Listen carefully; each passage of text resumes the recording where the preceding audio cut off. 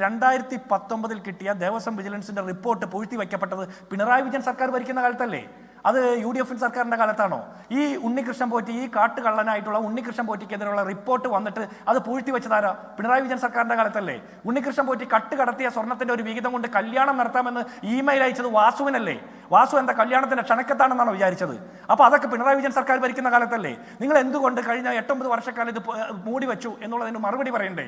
ആ മൂടി വെച്ചിട്ട് 2025 വീണ്ടും ഇതേ ഉണ്ണികൃഷ്ണൻ പോറ്റിയെ തന്നെ ഈ വീണ്ടും സ്വർണം പൂശാൻ വേണ്ടി കൊടുക്കുന്ന കാര്യത്തിൽ നിങ്ങൾ തീരുമാനമെടുക്കുന്നതുമായിട്ട് മുന്നോട്ട് പോയല്ലോ.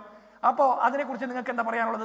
നിങ്ങൾ 2004 KC വേണുഗോപാൽ, പ്രയാർ ഗോപാലകൃഷ്ണൻ, UDF, നാണമില്ല ഗോപ? നിങ്ങളുടെ കാലത്ത് നടന്ന കാര്യത്തെക്കുറിച്ച് നിങ്ങൾക്ക് എന്തുകൊണ്ട് മറുപടിയില്ല? ഇത് നരേന്ദ്രമോദി പറയുന്ന പോലെയാ.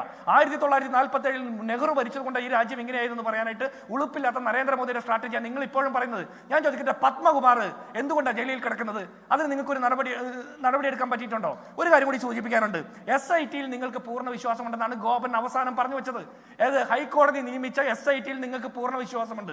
SIT-യിൽ നിങ്ങൾക്ക് പൂർണ്ണ വിശ്വാസമുണ്ടെങ്കിൽ അതേ SIT അറസ്റ്റ് ചെയ്ത് ജയിലിൽ ഇട്ടിരിക്കുന്ന വാസുവിനെയും പത്മകുമാറിനെയും എന്തുകൊണ്ട് പാർട്ടിയിൽ നിന്ന് പുറത്താക്കുന്നില്ല?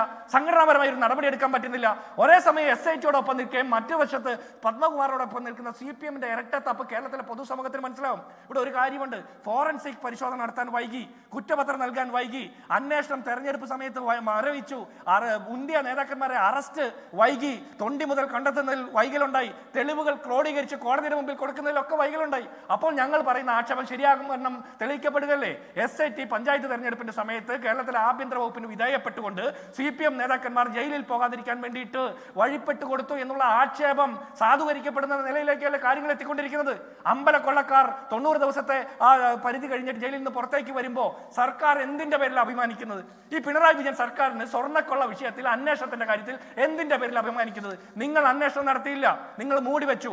ഹൈക്കോടതി നിയമിച്ച SIT-യുടെ നേതൃത്വത്തിൽ അന്വേഷണം നടത്തി അവർ അറസ്റ്റ് ചെയ്ത് ജയിലിലിട്ട ആളുകളെ ഇപ്പോഴും നിങ്ങൾ പാർട്ടിയിൽ തുടരാൻ അനുവദിച്ചിട്ട് നിങ്ങൾ